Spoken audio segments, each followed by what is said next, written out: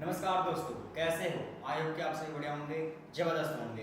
तो आज का हम लोग का क्लास का टॉपिक होने वाला है हालांकि कुछ बच्चियां कुछ बच्चे इस क्लास को देखने के बाद से शर्माएंगे। हालांकि शर्माने वाली तो बात है नहीं, क्योंकि हम लोगों को खुला विचार रखना चाहिए। अब बोलोगे सर खुला विचार क्यों रखें? क्योंकि आज की जनरेशन में जैसे जनरेशन बढ़ती जा रही है, जैसे डेवलप करते जा रहा है ना, जैसे लड़कों के जैसे डेवलपमेंट होती जा रही है, वैसे तो हम लोग को खुला विचार हो जाना चाहिए। ठीक है, तो आज की क्लास में हम लोग कुछ ऐसे फैक्ट के बारे में पढ़ने वाले हैं। जैसे कि हम लोग 8 क्लास से हम लोग कुछ बातें जानना शुरू कर लेते हैं। जैसा कि फीमेल्स के ऑर्गन्स के बारे में, और गर्ल्स गर्ल्स मतलब ह्यूमंस, और ह्यूमंस में गर्ल्स हो गए, बॉयज़ के ऑर्गन्स के बारे में मतलब स्टडी करना शुरू कर देते हैं। लेकिन हालांकि हम लोग 8 क्लास में जब रहते हैं, जब हम लोग 8 क्लास में देखते हैं, तो 8 क्लास में हम लोग को कुछ ज़्यादा नहीं लेकिन थोड़ा बहुत इन्फॉर्मेशन हम लोग को मिल जाता है। बट जैसे ही हम लोग 10th क्लास में आते हैं, किसमें? जैसे ही हम लोग 10th क्लास में आते हैं तो हम लोग को उसमें एक चैप्टर मिलता है, जिस चैप्टर का नाम है रिप्रोडक्शन, जिसको हिंदी में हम लोग जनन बोलते हैं। क्या बोलते हैं हिंदी में? जनन। आई थिंक 6 चैप्टर है आप लोग का 10th क्लास में, 6 चैप्टर जनन। ठीक है, उसमें हम लोग को उससे ज्यादा यानी 8 क्लास से ज्यादा इंफॉर्मेशन 10th क्लास में मिली है। लेकिन 10th क्लास से अगर और ज्यादा इंफॉर्मेशन लेना है तो हम लोग 12th में देखते हैं। कब? 12th वाले बायोलॉजी में देखते हैं, उसको और डिटेल से दिया गया है। लेकिन आप लोगों को इसको स्टडी करने के लिए आपको तो क्लास बाई क्लास पढ़ना पड़ेगा। पहले 8 क्लास पढ़ो, फिर 9, तब 10th का होगा, तब 10th का 6 चैप्टर का इंतजार करो, फिर उसके बाद 2 साल पढ़ो, तब जाके तुम लोगों को 12th का मिलेगा। हालांकि इतना आप लोग के पास टाइम नहीं होगा, इसीलिए आपके लिए एक ये स्पेशल वीडियो लेकर आए हैं, जिसमें आप लोग को वो सारी चीजें इस वीडियो में कवर करने वाले हैं। ठीक है, तो अगर आप लोग थोड़ा बहुत भी जानते हो या नहीं भी जानते, तो इस क्लास को करने के बाद से आप लोग जीरो से हीरो होने वाले हो। ठीक है, और पहली बात तो शर्माना नहीं है। ठीक है, जो बात होगी भाई खुले में खाल होगी। ठीक है, तो इतना बात समझ में आ गई। चलते हैं अपने टॉपिक पे। सबसे पहली बात तो हम लोग ये जानेंगे कि आखिर में मतलब जनसंख्या में वृद्धि एक्चुअल में होता कैसे है।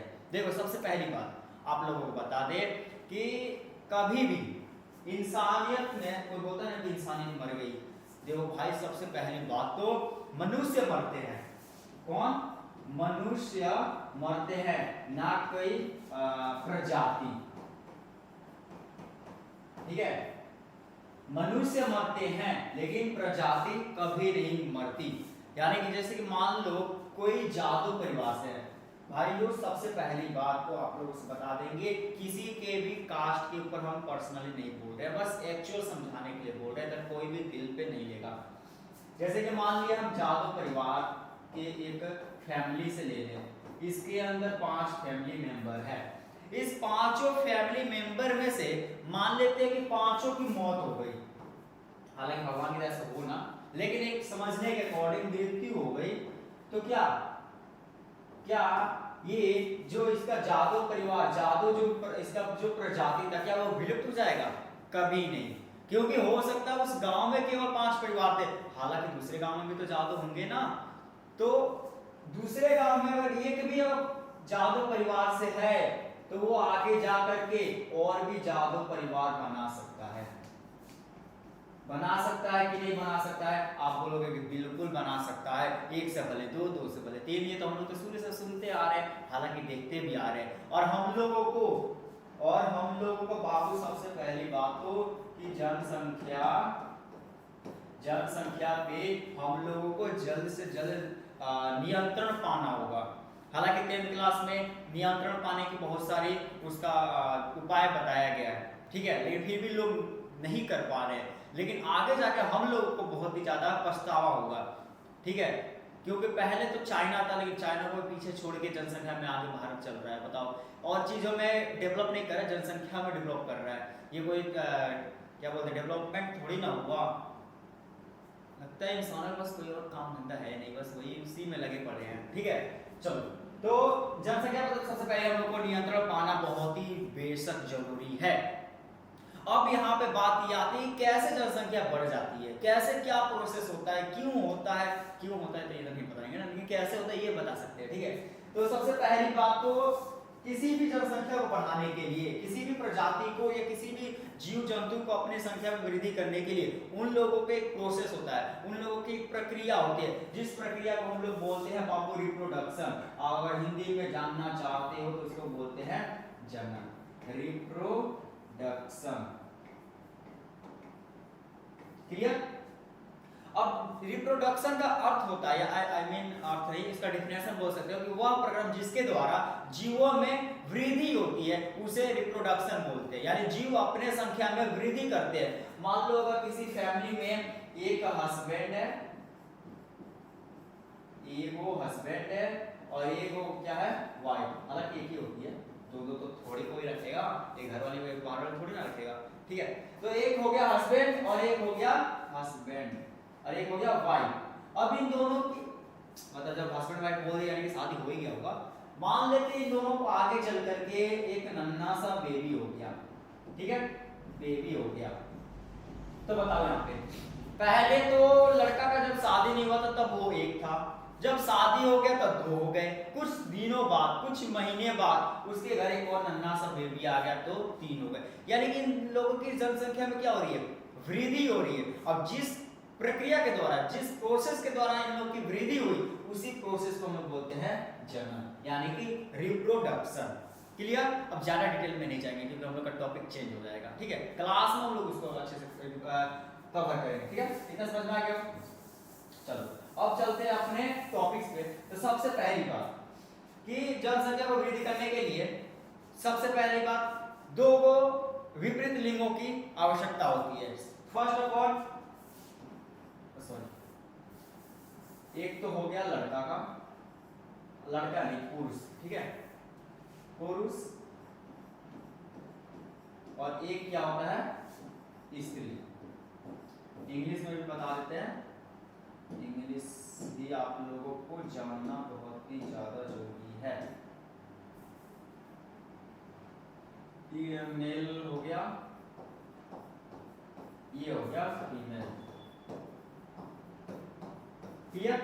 मेल एक फीमेल। अब यहाँ पे आप लोग 8 क्लास में भी पढ़े होंगे कि जब लड़कियां या लड़के, मान लो अगर लड़के अगर 18 वर्ष के हो गए, सॉरी 18 नहीं 14 या 12 से 14 वर्ष ले लेते, ठीक है, 12 से 14 और ये भी 12 से 14 वर्ष।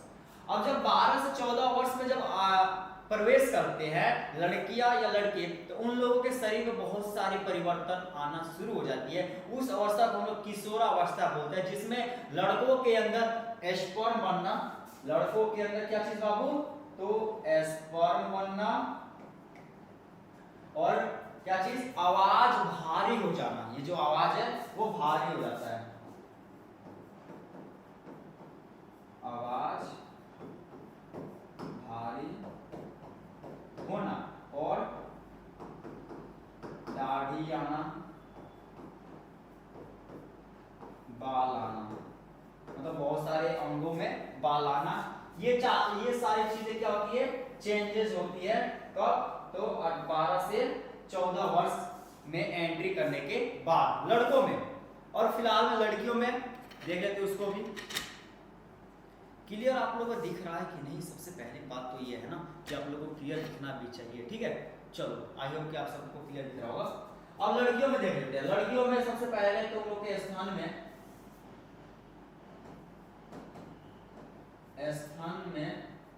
दिख रहा है कि नहीं, चलिए बताओ। चलो यहाँ पे लिख देते हैं ऊपर, स्थान में उभार आना, ठीक है, बाल आना। हालांकि बहुत सारे जहां जहां मेल के बाल साथ हेयर्स आते हैं वहां स्त्रियों के भी आते हैं, ठीक है। तो ऐसा में उभार आना, बाल आना और अंडाणु बनना, ठीक है।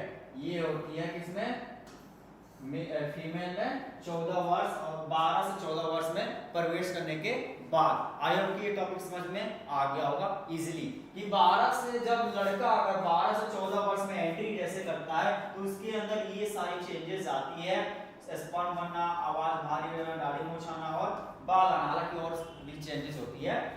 और लड़कियों में तो स्थान में उभार आना, यानी कि स्थान मतलब जानते हैं ना, जहाँ से जो माताएं होती है वो अपने बच्चों को दूध पिलाती है, ठीक है। और बाल आना, हालांकि बहुत सारे ऐसे अंश होते हैं जहाँ पे बाल आना शुरू हो जाते हैं 12 से 14 वर्ष के बाद से, और उसके बाद से अंडाणु बनना, ठीक है। ये टॉपिक हम लोग को समझ में आ गया होगा। अब चलते हैं नेक्स्ट टॉपिक पे।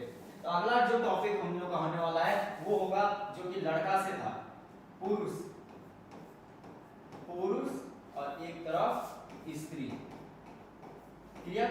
पुरुष में बाबू बनता है क्या चीज, तो पुरुष में बनता है हम लोगों का स्पर्म। क्या बनता है, स्पर्म। और स्त्री में क्या बनता है, अंडाणु, ठीक है। इसको हिंदी में बोलते हैं शुक्राणु।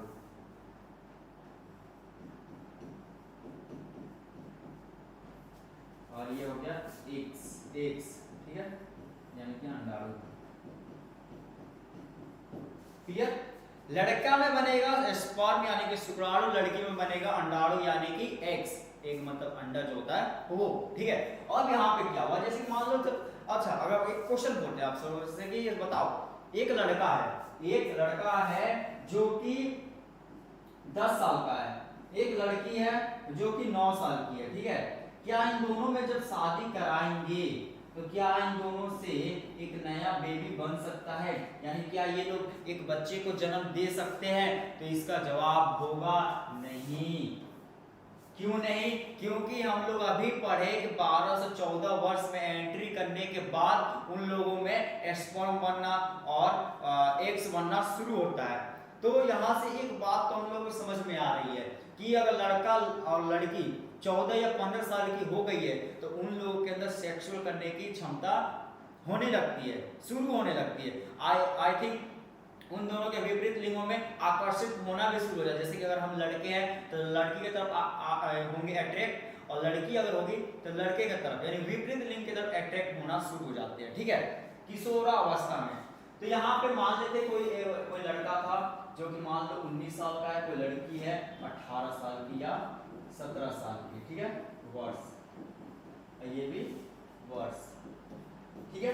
अब इन दोनों का क्या हुआ, लड़की का तो अंडाणु है और लड़के का स्पर्म है, इन दोनों ने संबंध बनाया। आई मीन उसको अगर बायोलॉजी के अकॉर्डिंग देखा जाए तो हम लोग उसको सेक्स बोलते हैं, ठीक है। इन्होंने जब सेक्स किया, आई मीन जब संबंध आपस में बनाया, तो क्या हुआ, एक वजाइना एक नाम का आता है जो कि लड़कियों में पाया जाता है, यहाँ पे देते हैं वजाइना, ठीक है। वजाइना एक लड़कियों का प्राइवेट पार्ट होता है, ठीक है। अभी उसका फिगर भी दिखाएंगे, अच्छे से समझाएंगे। और लड़के का हो गया जैसे कि उसको क्या बोलते हैं हम लोग, टेस्टिस बोलते हैं, ठीक है। चलो अब वजाइना का इमेज के अकॉर्डिंग हम लोग समझ लेते हैं, स्त्री के अंदर वजाइना होता है, ठीक है। अब इतना हम लोग मान चल गया, लड़के के अंदर स्पर्म, लड़की के अंदर एग्स और लड़की के अंदर वजाइना, क्लियर।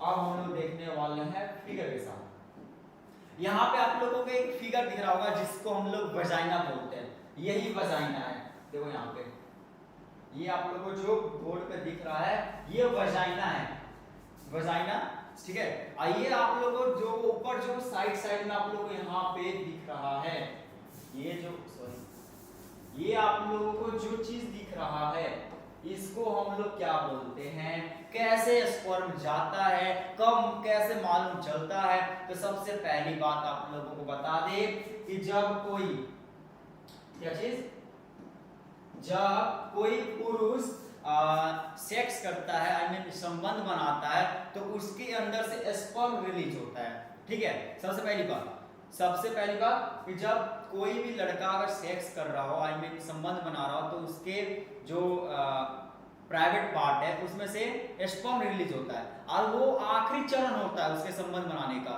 जैसे कि कोई भी अगर लड़के के अंदर से अगर स्पर्म रिलीज हो गया, उसके बाद से उसके अंदर से क्षमता खत्म हो जाती है, ठीक है। अब स्पर्म तो आप लोग को बता दें कि स्पर्म कुछ इस टाइप का होता है, ठीक है, स्पर्म कुछ इस टाइप का होता है स्पर्म, ठीक है। अब ये जो स्पर्म है इसमें लगभग 10% स्पर्म में 10% स्पर्म होता है और बाकी 90% क्या होता है, तो लिक्विड होता है, ठीक है। 10% क्या होता है बाबू, सॉरी नहीं दिख रहा है ना, चलो यहाँ पे बता देते हैं। जो ये स्पर्म, जो ये स्पर्म है इसमें क्या होता है बाबू, तो 10% ही स्पर्म होता है और 90% लिक्विड होता है, यानी कि द्रव होता है, ठीक है, क्लियर। 10% ही स्पर्म होता है, बाकी 90% लिक्विड होता है। अब यहाँ पे ये बात, और एक और बात, ये एक चिपचिपा होता है, जो चिपचिपा, क्लियर, जो ये स्पर्म है ये चिपचिपा होता है, ठीक है। उसके बाद से है कि उसके बाद से कि जब रिलीज हो जाए, मान लो कोई संबंध बनाते समय या सेक्स करते समय जब किसी पुरुष का अगर स्पर्म रिलीज हो गया तो वो उसका आखिरी चरण होगा, क्योंकि उसके बाद से उसके अंदर क्षमता नहीं होगी। लेकिन कंडीशन यहाँ पे ये है, सॉरी कंडीशन तो नहीं बोलेंगे, क्वेश्चन यहाँ पे ये है कि लड़की को कैसे पता चल जाएगा कि हाँ उसके अंदर स्पर्म एंट्री कर चुका है। हालांकि पुरुष को तो मालूम चल जाएगा जैसे रिलीज होगा, ठीक है, क्योंकि उसके अंदर शक्ति कम हो जाएगी, बट लड़की के अंदर कब फील होगा, देखा जाए तो फील बोल सकते हो या फिर अभी आगे बताएंगे।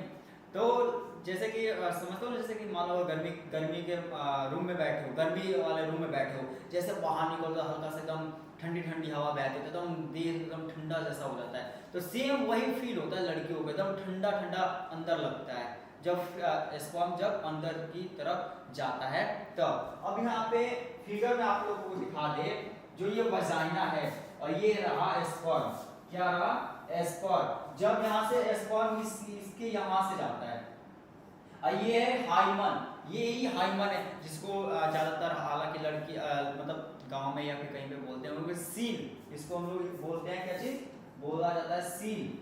हालांकि ये जो कि ये सील लड़कियों के अंदर साइकिल चलाने से या एक्सरसाइज करने से ये फट जाती है, ठीक है, जिसके कारण हालांकि कभी कभी ब्लड भी आता है।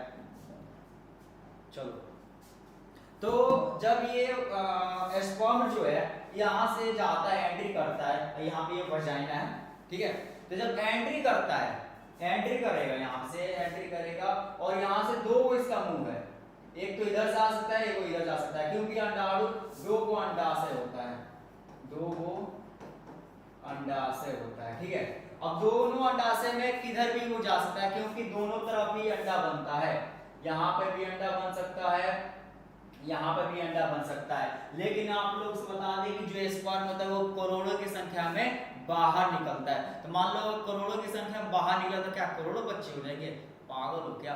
एक से दो ही होते हैं, ज्यादा से ज्यादा केसेस में देखा जाता है दो बच्चे को, नहीं तो हालांकि एक ही होता है।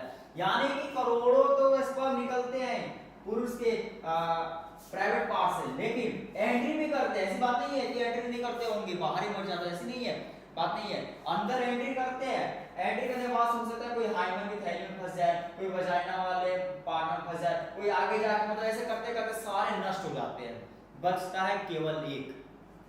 अब वही एक स्पर्म जा करके किसी मतलब इसके अंडाशय से या इसके अंडाणु से, अंडाणु बोल सकते हो, उससे जाके निषेचित करता है। ये अंडाणु है, इसी से जाके ये क्या करता है, तो स्पर्म निषेचित करता है, तब जाकर के जाइगोट का निर्माण होता है। किसका? जाइगोट, जिसको हम लोग हिंदी में युग्मनज बोलते हैं, युग्मनज, ठीक है, इंग्लिश में हम लोग जाइगोट बोल सकते हैं। तब जाकर के बच्चे का विकास होता है। चलो, टॉपिक समझ में आ गया होगा। अब कंडीशन यहाँ पे ये है कि लड़की को कैसे पता चल जाएगा बाद में कि हाँ मेरे अंदर स्पर्म एंट्री कर चुका है। हालांकि इसको प्रोटेक्ट करने के लिए कॉन्डोम का यूज भी किया जाता है, ठीक है, आप लोग को तो मालूम होगा, ठीक है। उसके बाद से हम लोग ये मतलब समझने वाले हैं कि लड़की को कैसे मालूम चलने वाला है। तो सबसे पहली बात तो आप लोगों को बता दे कि जब 2-3 दिनों के बाद से लड़कियों के अंदर क्या होता है, जो ब्रेस्ट होता है वो हैवी हो जाता है, ब्रेस्ट जो है वो हैवी हो जाता है और उसके अंदर कुछ हार्मोन्स होती है वो घटने लगती है, जैसे कि HCG हो गया, और प्रोथ्रेजोन हो गया, एस्ट्रोजन हो गया, और बहुत सारे ऐसे हार्मोन्स हैं जो कि घटने लगती है।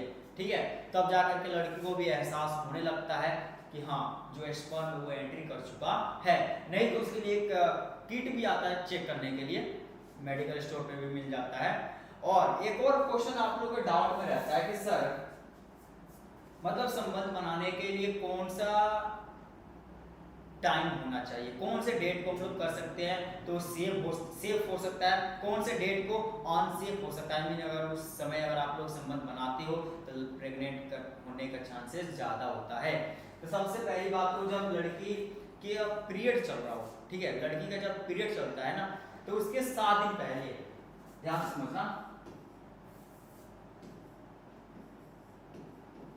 पीरियड के 7 दिन पहले, 7 दिन पहले क्या होता है तो सेफ डे, ठीक है। 7 दिन पहले आप लोग संबंध बना सकते हो तो कोई टेंशन की बात नहीं है, पीरियड के 7 दिन पहले बताए हैं। और पीरियड के बाद अगर आप लोग करते हो यानी 12 से अगर 14 दिन बाद अगर आप लोग करते हो तो ये चांसेस ज्यादा हो जाती है प्रेग्नेंट होने की। तो सेफ डे, और आप लोगों को ये भी डे मालूम चल जाएगा प्रेग्नेंट वाला, प्रेग्नेंट, ठीक है। तो आप लोगों को तो क्लियर हो गया कि कौन सा दिन सही है, सेफ है, कौन सा मतलब ज्यादा चांसेस वाली है, ठीक है। अब आगे वाले क्लास में हम लोग जानेंगे कि हालांकि पीरियड के बारे में फुल डिटेल से कि पीरियड होता क्या है। देखो सबसे पहली बात, अगर हमारा वीडियो अगर तुम लड़की में से कोई देख रहा होगा तो देखो दिल पे मत लेना, क्योंकि ऐसा नहीं है कि आप लोगों के मतलब प्राइवेट बातें आप लोगों को हम बीच में शेयर करें, ऐसी बात नहीं है, ठीक है। ये सब नॉलेज की बातें होती है, ऐसी बात नहीं कि केवल लड़कियों के बारे में बताएं, लड़कों के बारे में बताएं, और आगे वाले वीडियो में लड़कों के बारे में फुल डिटेल से बताएंगे, ठीक है। तो कोई भी बात दिल पे नहीं लेनी है, ठीक है। हालांकि मतलब ऐसे ऐसे बातें जो इसमें हम बताए हैं, हालांकि बहुत सारी लड़कियां प्राइवेट में रखती है, किसी से शेयर नहीं करती है, हम समझ सकते हैं, हम भी शेयर नहीं करना चाहते, लेकिन शेयर करना आज के जनरेशन में बहुत ही ज्यादा जरूरी हो गया है, ठीक है। मिलेंगे अगली क्लास में, जबरदस्त वाली क्लास में, तब तक लिए इतना ही। जय हिंद, जय भारत, और 5 उंगली से टाटा बाय बाय, दिल पे मत लेना।